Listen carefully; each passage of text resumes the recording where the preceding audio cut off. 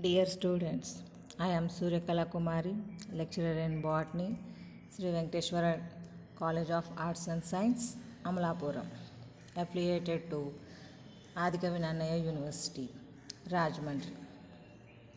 Today we discussing topic is the third year botany, fifth semester, fifth A paper, cell biology, genetics and plant breeding. In that, we now discussing topic is the second unit. Second unit, DNA structure. The DNA structure also DNA model proposed by the Watson-Crick. Okay, we now discussing topic is the Watson-Crick DNA model. We are already discussing in last classes. DNA is the genetic material experiments. Griffith, Avery and Hershey and Chase. These experiments are evidences of the DNA is the genetic material. DNA having the which type of structure? What is the components? How to that? The DNA means deoxyribonucleic. The DNA means deoxyribonucleic acid. That is the abbreviation of the DNA. The deoxyribonucleotides and their ability to form polynucleotide chains. We are also simply called that DNA is the polynucleotide chains. Were discovered by Levin in 1931. First, Levin told that DNA is the polynucleotide chain. అంటే eleven అనే అతను DNA అనేటటువంటిది polypeptide chain అంటే polynucleotide chains అంటే nucleotides అని తెలుసు కదా. అంటే అందులో ఏముంటాయి న్యూక్లియోటైడ్స్ లోపల మనకి నైట్రోజన్ బేస్ ఉంటుంది, రైబోస్ షుగర్ ఉంటుంది. ఆ రైబోస్ షుగర్స్ అనేటటువంటి ఫాస్ఫోడైఎస్టర్ బాండ్ ఫార్మేషన్ చేసుకుంటాయి. 2 రైబోస్ షుగర్స్ అంటే మొత్తం అయితే మనకి nitrogen base, sugar and phosphate. These 3 elements are present in that. That is the nucleotide. The polynucleotide chain. DNA is the polynucleotide chain. He postulated that the 4 nucleotides occur in a regularly repeated tetranucleotide sequence. For example అంటే ఈ nucleotides అనేటటువంటివి రిపీటెడ్గా ఉంటాయంటే మనకు ఉన్నటువంటి nitrogen bases ఏంటి 4 nitrogen bases ఉన్నాయి కదా, adenine, guanine, cytosine and thymine అని. అవి రిపీటెడ్గా 1 by 1 సీక్వెన్స్ అంటే మనకి దారానికి పూలు ఏ విధంగా కట్టేసి ఉంటాయో అదేవిధంగా ఈ డిఎన్ఏ అనేటటువంటి స్ట్రక్చర్ లోపల ఈ నైట్రోజన్ బేసెస్ అనేవి ఫాస్ఫోడైఎస్టర్ బాండ్ సహాయం చేత 1 by 1 అంటే షుగరు ఫాస్ఫోడైఎస్టర్ బాండ్ సహాయం చేత బైండ్ అయి ఉంటాయి అన్నమాట, ఒక చైన్ లాగా. అంటే అందులో ఉండేటటువంటి 4 న్యూక్లియోటైడ్స్ అన్నాం కదా, రిపీటెడ్ సీక్వెన్స్ అని. అందుకని ఎగ్జాంపుల్గా ఇక్కడ మీకు మెన్షన్ చేయడం జరిగింది. ఏజీసీటీ అంటే అలాగే ఉంటాయని కాదు, అంటే రిపీటెడ్ ఈ 4 న్యూక్లియోటైడ్స్ అనేటువంటి ఆర్డర్ మారుతూ ఉంటాయి ఒక్కొక్క చైన్ బట్టి.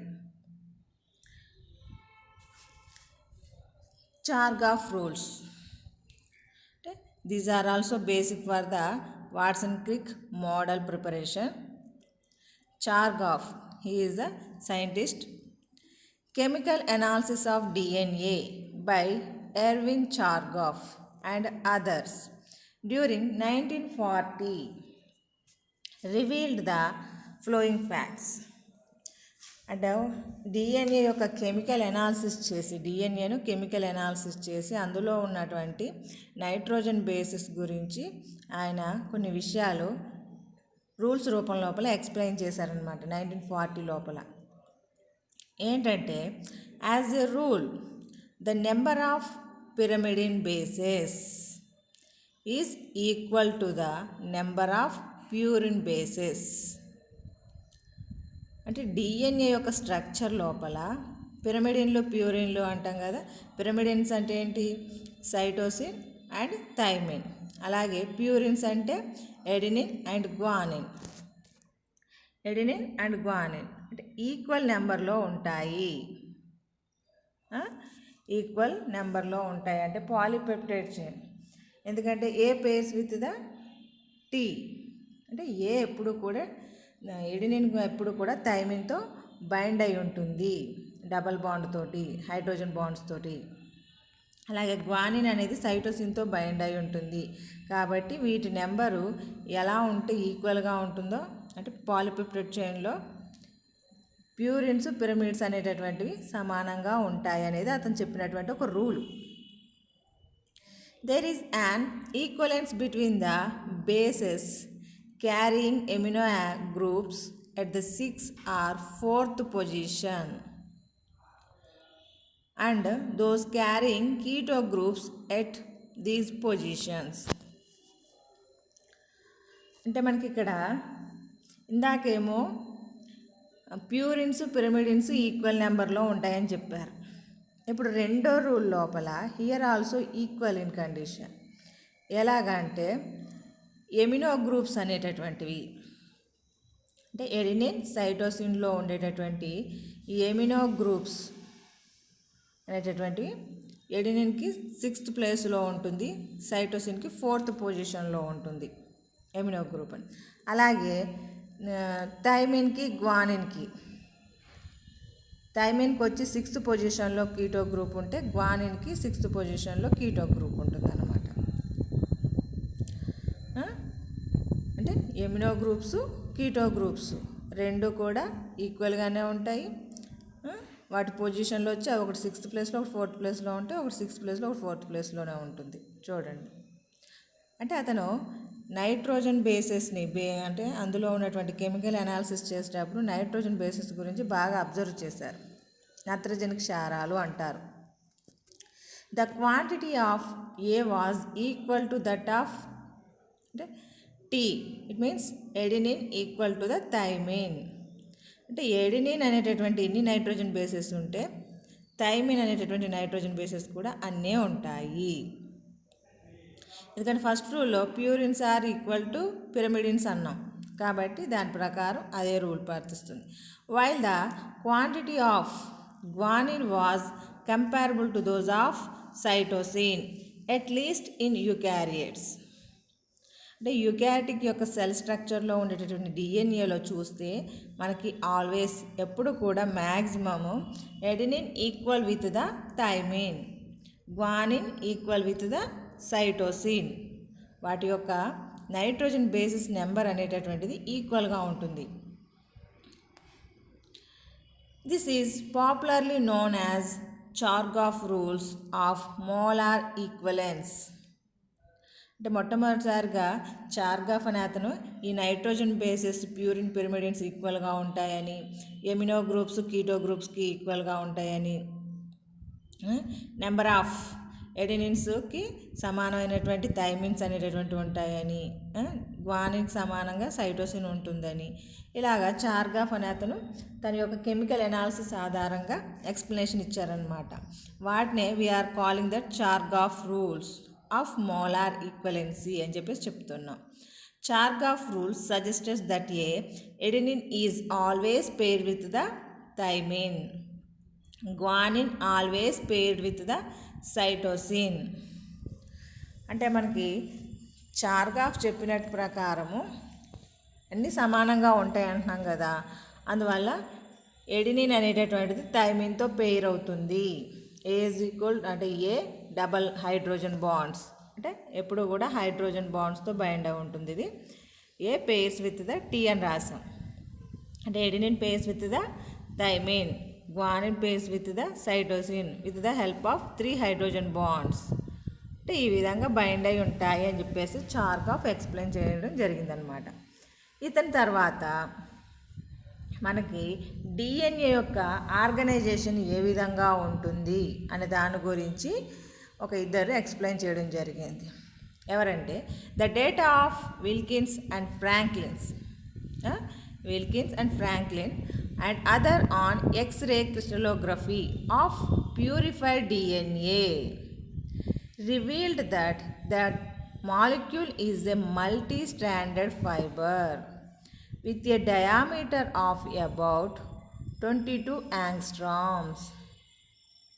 It was also found to have gaps at 34 angstroms along with the fiber and the occurrence of a repeating unit every 3.4 angstroms. These findings were available by early 1950s. Using this data, Watson and Crick proposed the double helix model of DNA in 1953. This model soon became widely accepted. అంటే మన విల్కిన్ and Franklin చెప్పినటువంటి సమాచారం ఆధారంగానే Watson క్రిక్స్ అనే వాళ్ళు మన DNA యొక్క స్ట్రక్చర్ని మోడల్ని ఎక్స్ప్లెయిన్ చేయడం జరిగిందనమాట. ఈ వీళ్ళు ఎలాంటి సమాచారం ఇచ్చారు మనకి? X ray crystallography of purified DNA అంటే డిఎన్ఏని సెపరేట్ చేసి ఆ డిఎన్ఏ యొక్క స్ట్రక్చర్ని ఎక్స్రే సహాయంతో ఒక లైట్ ఎక్స్పోజ్ చేయడం ద్వారా ఎక్స్రే లైట్ ఎక్స్పోజ్ చేయడం ద్వారా అందులో ఉన్నటువంటి అణువుల నిర్మాణాన్ని గురించి తెలుసుకున్నారనమాట. అప్పుడు ఏం చెప్పారు వీళ్ళు? The molecule is the multi stranded fibre. The DNA is the multi stranded fibre. It means that is containing the 2 strands. Here 2 strands are present with a diameter of about 22 angstroms. The width of the DNA is the 22 angstroms. It was also found to have gaps at 34 angstroms. దాని యొక్క length చూసుకుంటే మన DNA యొక్క అంటే ఒక హెలిక్ ఉంటుంది, ఆ హెలిక్ యొక్క లెంత్ కింద చెప్పడం జరిగింది 34 angstroms. టర్న్ అంటాం సింపుల్గా మనం.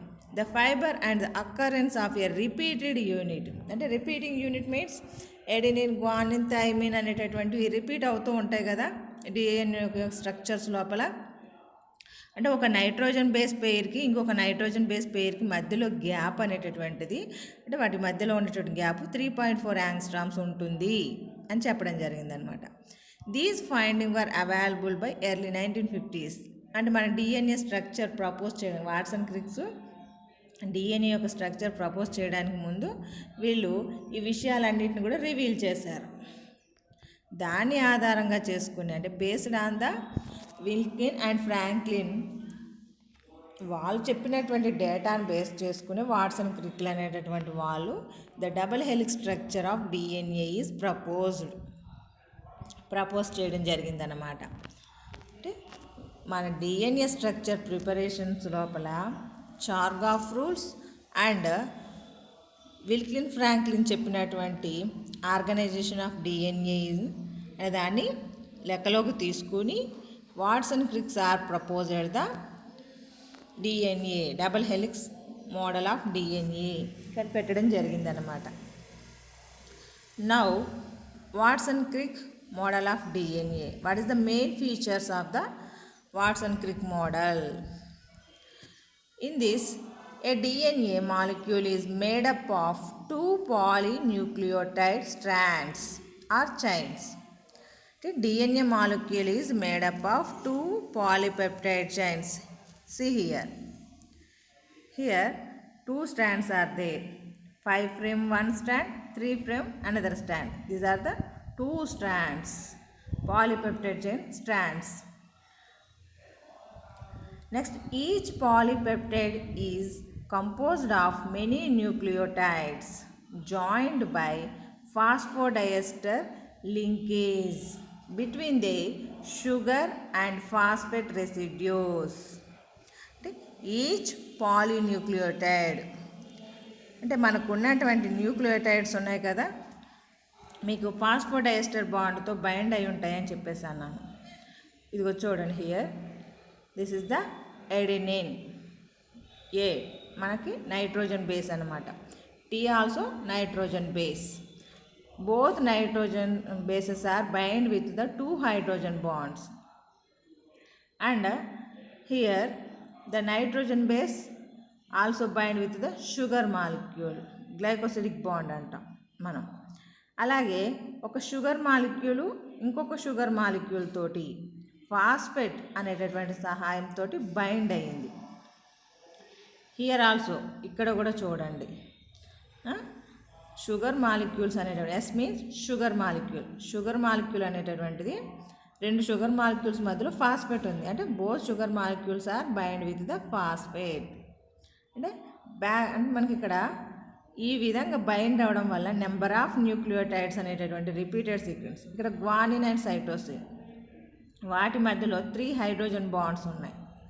అంటే guanine and cytosines are bonded with the 3 hydrogen bonds. This is the glycosidic bond. This is the phosphodiester bond. The number of nucleotides are binded with the help of hydrogen bonds, glycosidic bonds, and phosphodiester bonds. 3 types of bonds are present in their structure of the nucleotides. They are joined by the phosphodiester linkage.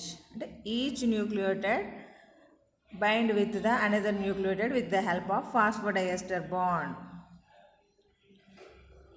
Third point, the 2 strands of DNA molecule are oriented anti-parallel to each other. Anti-parallel ప్యారలల్గా కాదు, సమాంతరంగా ఉండట్లేదు, against to the, అంటే ఒక strand ఇంకొక స్ట్రాండ్కి అగెనెస్ట్గా ఉంటుంది. 1 strand runs is 5' to 3' direction, while the other runs in 3' to 5' direction. See here, one strand start with the 5', that is end with the 3'. Another strand start with the 3', that is end with the 5'.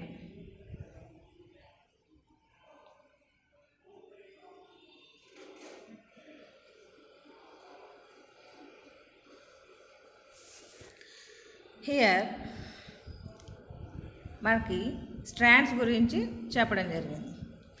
This anti parallel orientation of the 2 strands is essential for the formation of hydrogen bonds between pairs of DNA bases.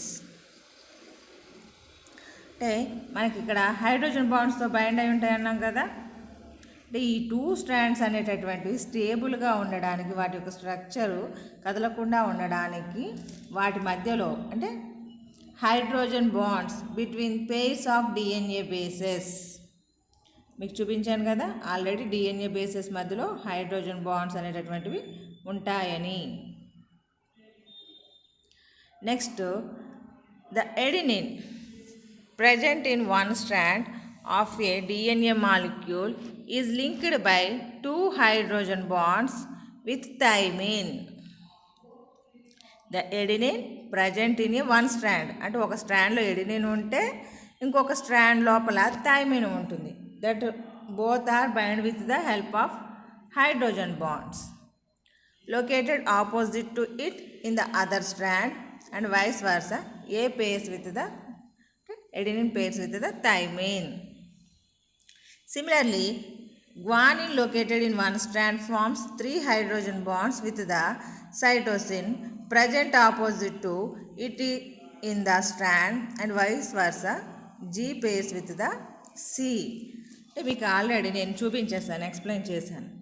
Here adenine ఒక స్ట్రాండ్లో ఉంది. అంటే here ఇది ఒక strand, ఇది ఒక strand, 5' ఒక strand, 3' ఒక strand అనుకుంటే 5' లోపల ఎడినిన్ ఉందనుకుంటే 3' లోపల థైమిన్ ఉంటుంది. అంటే ఆపోజిట్ ఇక్కడ ఉన్నటువంటి స్ట్రాండ్ ఇక్కడ చూపించినట్లు లెక్క మీకు. అలాగే ఒక స్ట్రాండ్ లోపల గ్వానిన్ ఉంటే ఇంకో స్ట్రాండ్ లోపల సైటోసిన్ ఉంటుంది. These are pair with the hydrogen bonds. Here this is the point. Next, the formation of hydrogen bonds between adenine and thymine and between guanine and cytosine is known as the complementary base pairing. అంటే ఇలాగా adenine అనేటటువంటిది థైమిన్తో pair అవ్వడము, అలాగే guanine అనేటువంటిది సైటోసిన్తో pair అవుతుంది. అంటే ఆపోజిట్లో ఉన్నాయి. ఏ అండ్ జి ఒకే స్ట్రాండ్ మీద ఉంటే టీ అండ్ సి ఆపోజిట్ స్ట్రాండ్లో ప్రజెంట్ అయి ఉన్నాయన్నమాట. అందువల్ల దీన్ని కాంప్లిమెంటరీ బేస్ పెయిరింగ్ అంటాము. అంటే ఆపోజిట్లో ఒక స్ట్రాండ్ అంటే 2 స్ట్రాండ్స్ ఉన్నాయి కాబట్టి దానికి ఇది కాంప్లిమెంటరీ, దీనికి అది కాంప్లిమెంటరీ. అందువల్ల కాంప్లిమెంటరీ బేస్ పెయిరింగ్ కింద చెప్తాం. A hydrogen bond is the relatively weak bond. మనందరికి తెలిసిన విషయమే, hydrogen bond is the very weak bond. But since a DNA molecule has several hydrogen bonds, they effectively keep the 2 strands of a DNA molecule together. These bonds can be readily disrupted when DNA is either heated or treated with an alkali. This produces single strands DNA and this process is called denaturation. అంటే మనకి DNA యొక్క స్ట్రక్చర్లో ఉండేటటువంటి అంటే 2 స్ట్రాండ్స్ని bind చేస్తున్నటువంటి hydrogen bonds ఉన్నాయి కదా, చాలా బలహీనమైనటువంటి బంధాన్ని కలిగి ఉన్నటువంటిది అనమాట హైడ్రోజన్. ఎప్పుడైతే మనం హీట్ చేస్తామో, వేడి చేస్తామో DNAని, లేకపోతే ఆల్కలైన్ అంటే బేస్ క్షారంలో వేస్తామో ఆ DNA అనేటటువంటిది డిస్రప్ట్ అయిపోతుంది, అంటే విడిపోతుంది. 2 స్ట్రాండ్స్ కింద విడిపోతుంది అన్నమాట. అంటే hydrogen bonds are break down, అంటే వాటి మధ్యలో ఉన్నటువంటి హైడ్రోజన్ బాండ్స్ అనేటటువంటివి బ్రేక్ డౌన్ అయిపోతాయి. Then the 2 DNA strands are separated one to another. This process is known as denaturation. అంటే అలాగే డబుల్ స్టాండర్డ్గా ఉన్నటువంటి DNA అనేటటువంటిది సింగిల్ స్టాండర్డ్ DNA కింద ఏర్పడుతుంది. అలా ఏర్పడేటటువంటి కండిషన్నే మనం డీనేచురేషన్ అంటున్నాము. అంటే వాట్ ఈస్ ద రీజన్ అన్నప్పుడు hydrogen bond is the very weak bond. When the DNA is heated or treated with an alkali, that time the DNA undergo the denaturation, అంటే disruption the hydrogen bonds. The single stranded DNA is formed. That condition is called denaturation. The 2 strands of DNA molecule are coiled together in a right-handed helix. అంటే మనకు ఉన్నటువంటి DNA already we are studied in types of DNA. DNA, bDNA, aDNA and cDNA. 3 are right-handed clockwise helix containing DNAs. bDNA is the universal DNA. We are studying the bDNA. Here DNA molecules are, in a DNA molecules 2 strands are coiled right-handed helix, forming a DNA double helix. The diameter of this helix is 20 angstroms, while the pitch is 34 angstroms. Each turn contains 10 equally spaced base pairs. The distance between successive base pairs is 3.4 angstroms and the angle between them is 36 angstroms. Here, this is the DNA helix. Totally we are calling that this one is the helix. This one is the helix. This helix length is the 34 angstroms. అంటే దాని యొక్క పొడవు. What is the diameter అన్నప్పుడు 20 angstroms. The angle of the, ఇక్కడ 34 angstroms. 1 helix యొక్క length వచ్చి 34 angstroms. అంటే each helix containing the 10 base pairs. Each helix containing the 10 base pairs. In that, each base pair, in between that, the 2 base pair, space of the 2 base pairs, distance between the two base pairs 3.4 angstroms. Each helix containing the 10 base pairs.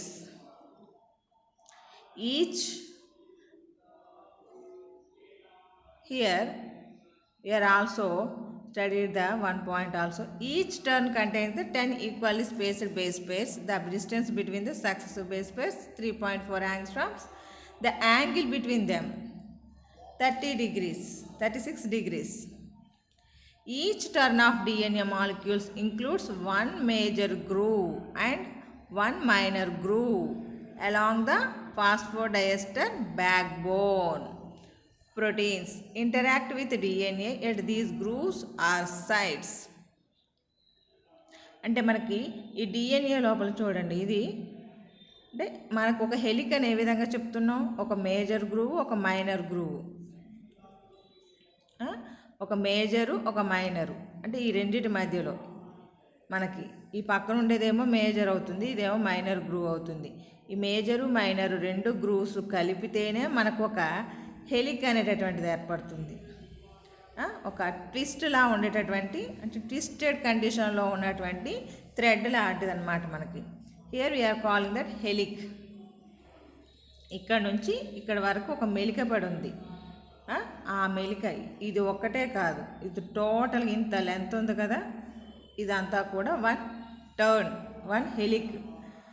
మనం 3D మోడల్లో చూస్తే పర్ఫెక్ట్గా కనిపిస్తుంది మనకి. ఇది మన drawing కాబట్టి అలా వేరియేషన్ తెలియట్లేదు మీకు.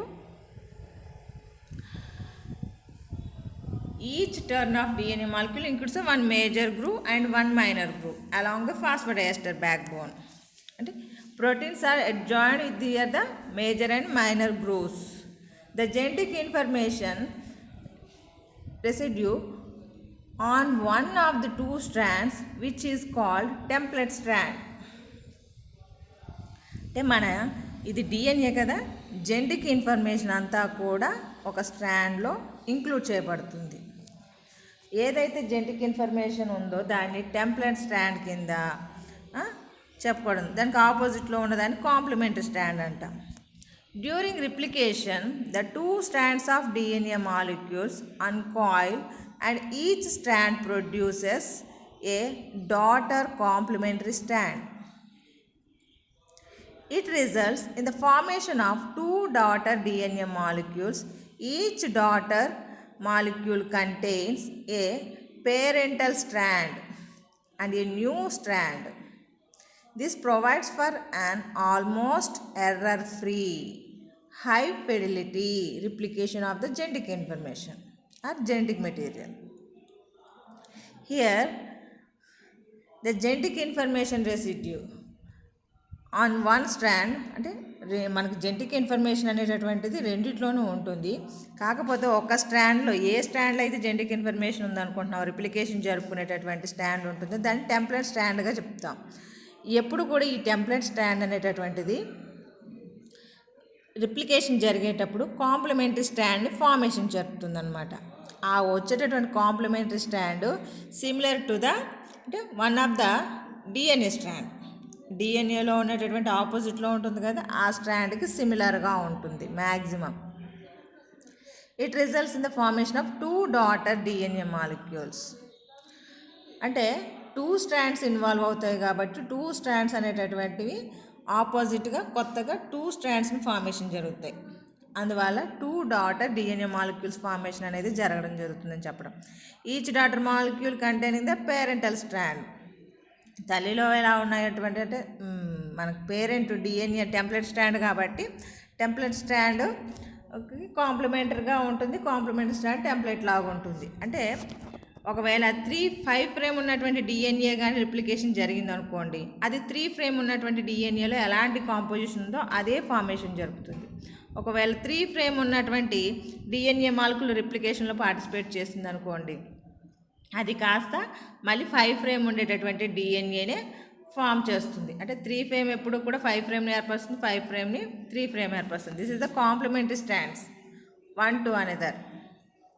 అందువల్ల 2 డాటర్ డిఎన్ఏ మాలిక్యూల్స్ అనేవి ఏర్పడతాయి అన్నమాట. అంటే దానిలో ఉన్నటువంటి ఇన్ఫర్మేషన్ అంతా కూడా ఆపోజిట్ కాంప్లిమెంటరీలోనికి ట్రాన్స్ఫర్ అవుతూ ఉంటుంది. Next, this is the DNA structure of the Watson Crick model. Once again I repeated to you, DNA is the 2 strands containing structure, double stranded DNA. The strands are present in the anti-parallel, అంటే అగెనెస్ట్గా present అయి ఉంటాయి, అంటే ఆపోజిట్లో ఉంటాయి. Anti parallel అంటే 5' to 3', 3' to 5' directions అనేటటువంటి ఆపోజిట్లో ఉంటాయి, యాంటీ ప్యారలల్ అంట. The DNA containing the weak hydrogen bonds. The DNA containing the weak hydrogen bonds. The hydrogen bonds are break down when the DNA is heated or treated with the alkali that can undergo the separation process. That process is called denaturation. Single stranded DNAs are formed. In double stranded DNA, that containing the template DNA and complementary DNA. That pairing is called complementary pairing. In structure of the DNA, that is the helical structure. Each helix length of the turn is the 34 angstroms, width of the turn is the 20 angstroms, and in between the two base pairs, distance between the two base pairs 3.4 angstroms. Each helix containing the one major groove and one minor groove. This is the major groove, this is the minor groove. Each helix containing the one minor and another major groove. The DNA undergo the replication process. Which is undergo the replication process? The strand is called template that can produce as the complementary base pair containing DNA. The new daughter DNA also similar with the parental DNA. This is the structure of the DNA. Next, what is the function of the DNA? Watson-Crick structure అయింది. What is the function of DNA? DNA performs two important functions. DNA performs two important functions. They are autocatalysis and heterocatalysis. Autocatalysis, the process of duplication of a single DNA molecule into daughter DNA molecules is called autocatalysis or replication. DNA replicates by semi-conservative mechanism, and the daughter DNA molecules show one old strand and one newly synthesized strand. ఆటోకెటాలసిస్ అంటే స్వతహాగా అది divide అవ్వడం, అంటే విభజన చెందడం అని చెప్పొచ్చు. అంటే మనం సెల్ఫ్ రిప్లికేషన్ అని చెప్పేసి చెప్తాం, స్వంతంగా డివైడ్ అవ్వడం. ఇక్కడ ఏమవుతుంది, ఆల్రెడీ ఒక డిఎన్ఏ ఉంటుంది, ఆ డిఎన్ఏని పేరెంటల్ డిఎన్ఏ అనుకుంటే అందులో ఉన్నటువంటి డబుల్ స్టాండర్డ్ డిఎన్ఏ కదా ఇది, అందులో ఉన్నటువంటి హైడ్రోజన్ బాండ్స్ అనేటటువంటి బ్రేక్ అయిపోయి సింగిల్ స్టాండర్డ్ డిఎన్ఏ అనేటటువంటి ఫార్మేషన్ జరుగుతుంది. జరిగి ఆ సింగిల్ స్టాండర్డ్ డిఎన్ఏ ఏర్పడిన తర్వాత the single standard DNA is called template that is undergo the producing of the complementary stand.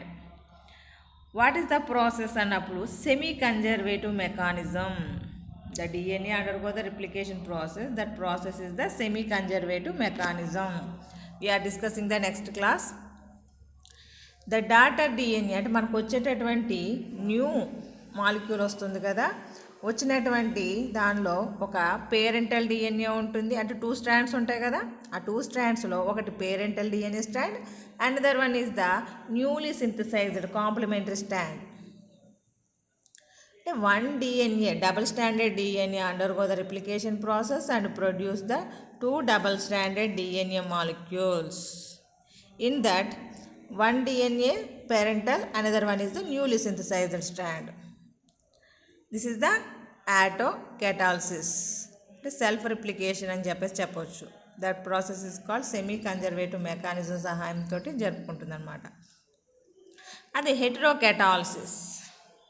Heterocatalysis means DNA promotes the synthesis of proteins and regulates various biochemical reactions of the cell.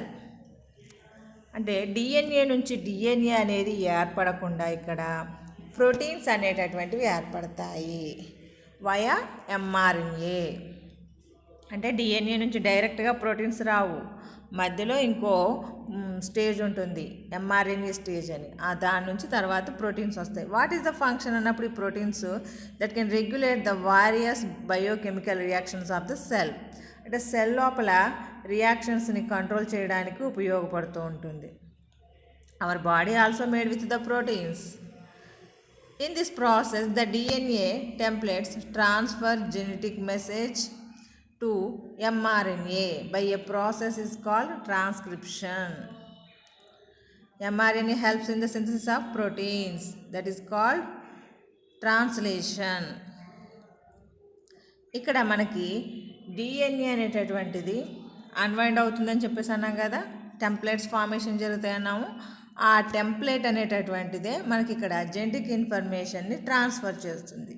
డిఎన్ఏలో ఉన్నటువంటి genetic ఇన్ఫర్మేషన్ని ఎంఆర్ఎన్ఏలోకి transfer చేస్తే దాన్ని transcription process అంటాము. అది ఎంఆర్ఎన్ఏలో నుంచి సహాయం ద్వారా ప్రోటీన్స్లోకి ఆ జన్యు సమాచారం అంతా ప్రోటీన్స్లోకి వెళ్ళిపోతుంది. అంటే synthesis of the proteins, that is the translation process. This is the heterocatalysis. అంటే డైరెక్ట్గా జరగకుండా ఇండైరెక్ట్గా జరుగుతుంది. కాకపోతే ఇక్కడ డిఎన్ఏ నుంచి డిఎన్ఏ ఏర్పడట్లేదు, ప్రోటీన్స్ ఫార్మేషన్ జరుగుతున్నాయి. డిఎన్ఏ నుంచి ఎంఆర్ఎన్ఏ ఏర్పడి ఎంఆర్ఎన్ఏ నుంచి ప్రోటీన్స్ ఫార్మేషన్ జరుగుతున్నాయి. దీన్ని హెటెరోకెటాలిసిస్ అని చెప్తాం. ఆటోకెటాలిసిస్ అంటే డిఎన్ఏ నుంచి డిఎన్ఏ ఏర్పడితే ఆటోకెటాలిసిస్ అని, డిఎన్ఏ నుంచి ప్రోటీన్స్ ఏర్పడితే హెటెరోకెటాలిసిస్ అని చెప్పేసి చెప్తాం. These both functions are occur through the DNA. DNA ద్వారా జరిగేటటువంటి మెయిన్ ఫంక్షన్స్ అన్నమాట ఇవి. Next, differences between the DNA and RNA. Differences between the DNA and RNA.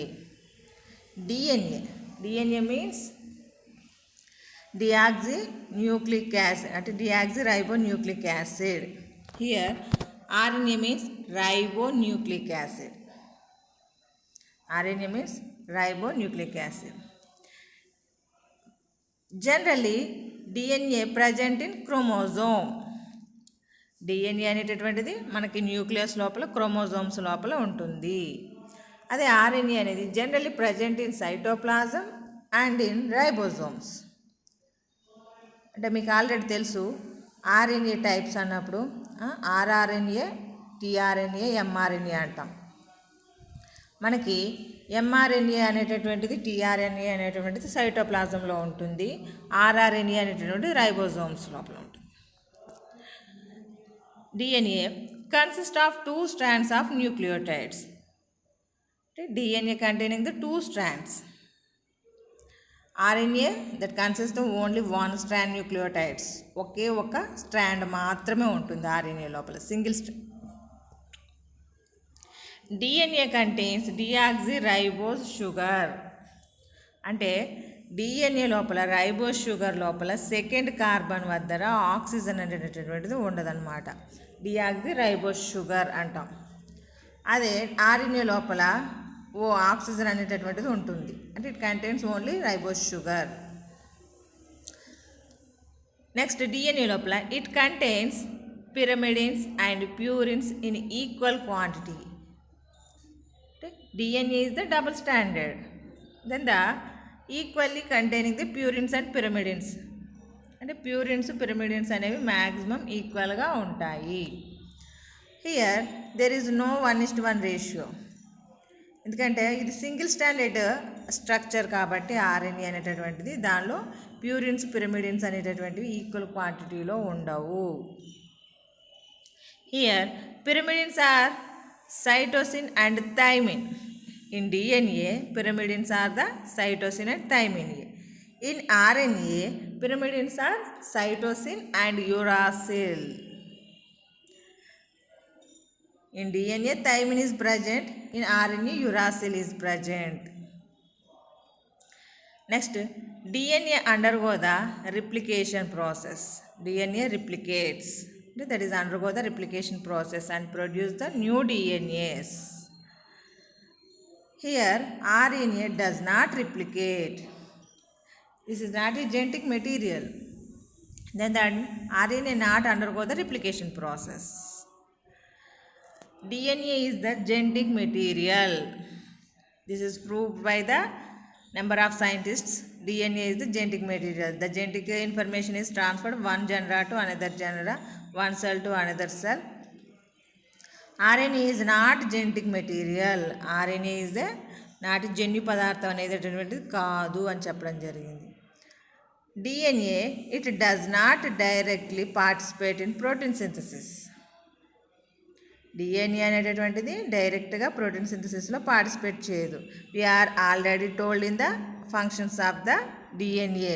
Functions of the DNA చెప్పినప్పుడు చెప్పాను కదా. DNA directly not form the proteins. DNA proteins are formed via mRNA. Here, it directly participates in protein synthesis. RNA directly participates in the protein synthesis. After the transcription, mRNA, rRNA, tRNA are directly involving in the protein synthesis process.